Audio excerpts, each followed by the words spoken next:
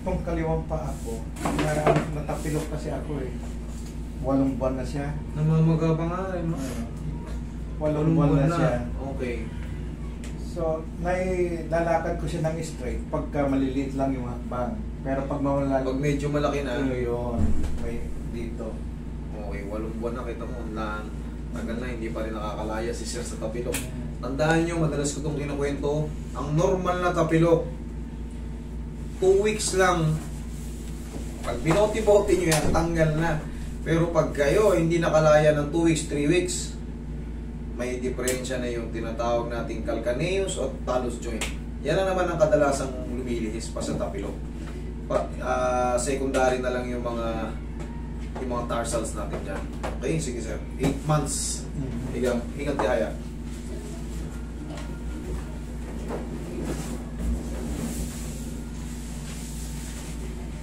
Konti na naman yung pamamaga eh. Ito ba? Yeah. Konti na lang, kumbaga halos kupis na, pero iba lang din yung itsura talaga na mayroon pang problema eh. Meron. Iba.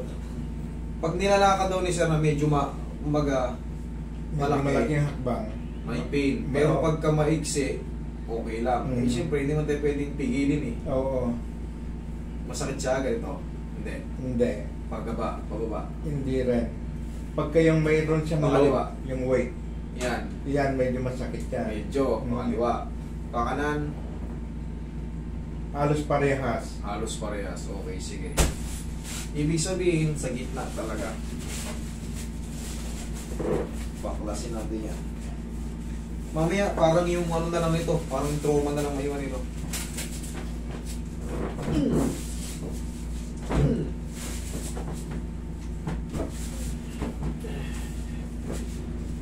Relax mo lang.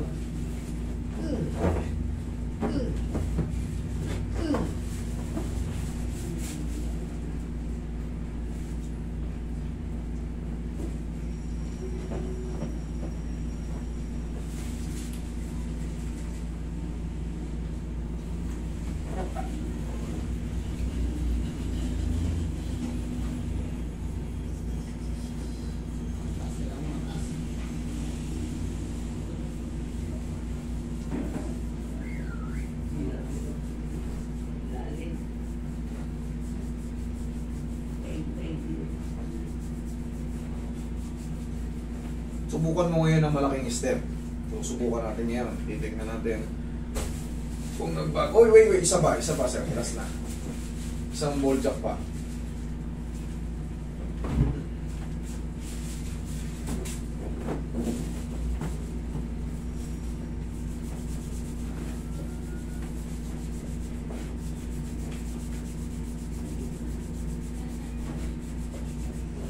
Testing.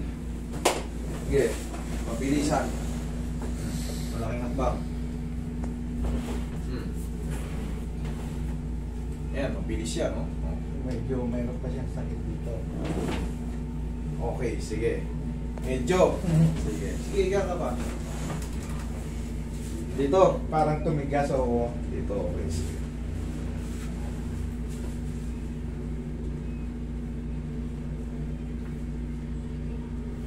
Pero napansin mo, kaya na. medyo malaki yung hakbang ko. Malaki na yung hakbang. Kasi pagka nagmamadali ako, doon ko nararamdaman. Sige, dito. Ihitin pa natin ang konti. Kung di man na perfect. Pero pag konti na lang, sir, pahinga na lang to ng mga 4 na araw, 5 araw, tapos na yan. Sige. Sa tagal ba naman ng hindi mo na pa-adjust? Oo, na-stress na yung mga ugat. Yes, yung mga tendon, mga muscle dyan, kumbaga, na-stack up na ng ganun posisyon yung mga joint eh. Ngayon, sanay na yun ng ganun, na bago yung posisyon, normal lang yun na magre-react ng konti. Pero, ang reaction niya, hindi pa pasakit. Kumbaga, humina yung sakit kasi nga, nahakbang na ni sir eh. Ibig sabihin, tama yung binalikan. Pero pag in-adjust ko to, na lalong sumakit, sabi ni sir, Master, parang lalong sumakit. Hindi ako papayag. Hindi. Mali ako. Hindi ako papayag.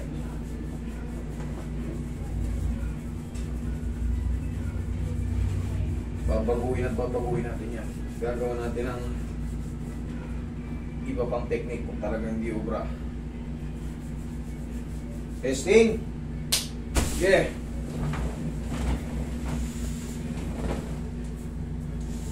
Yan, malaki. Andun pa rin. Doon pa? Sige. Higa ka sir. Itong ano na to? Sa gitna. Oo. Okay.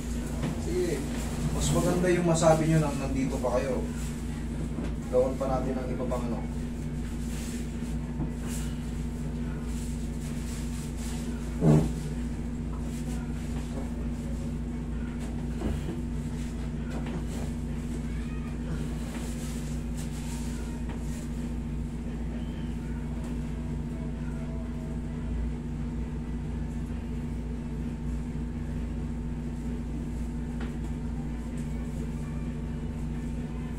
Smooth na.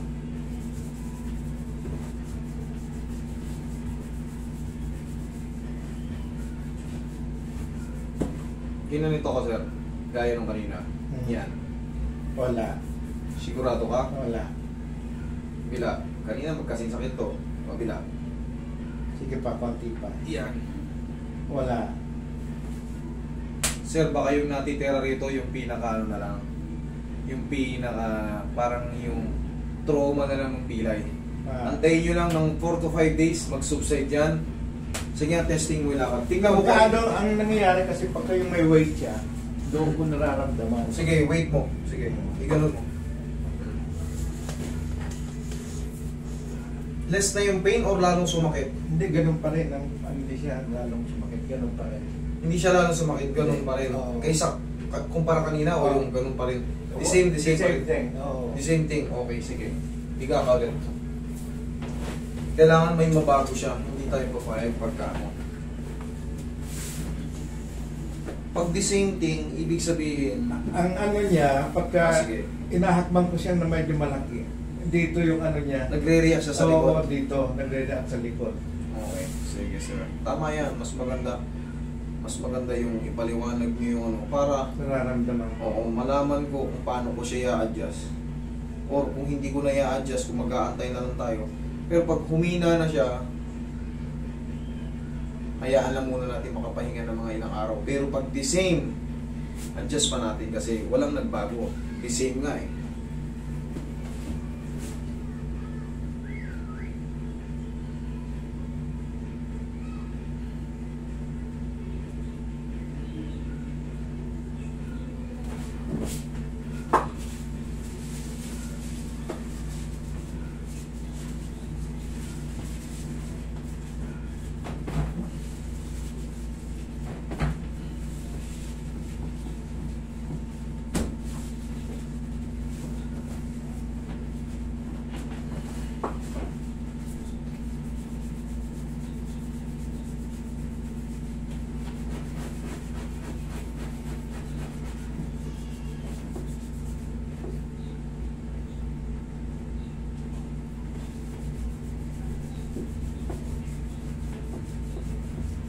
Sige sir, normal walk nga lang.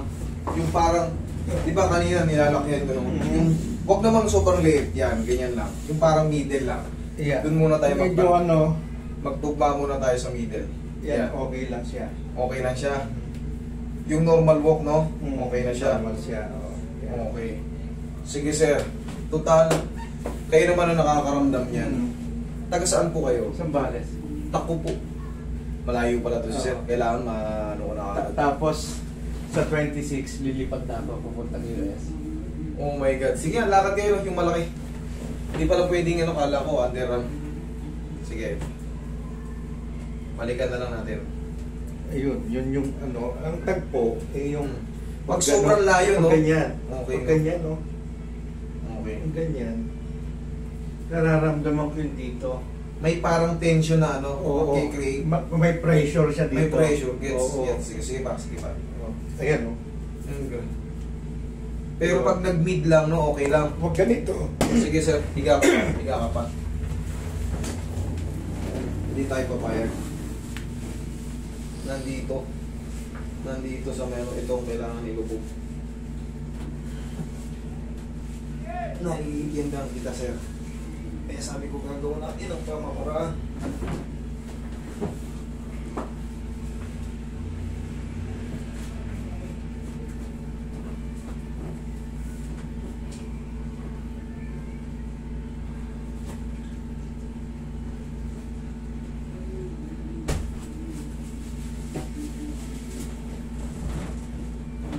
Yun. Ibang power. Gawa natin ang pamamaraan. Parang naramdaman kong bumaba. Sana, Lord, help me. Hindi kasi pwedeng pabalikin na si Sir eh. US na pala, di balik na magbalik-balik tayo. Ang mahalaga. 26 flight na pala ni Sir.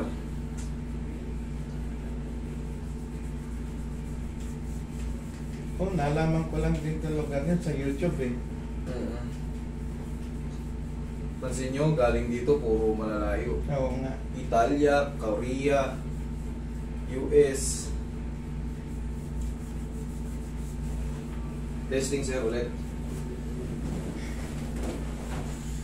Okay, normal walk.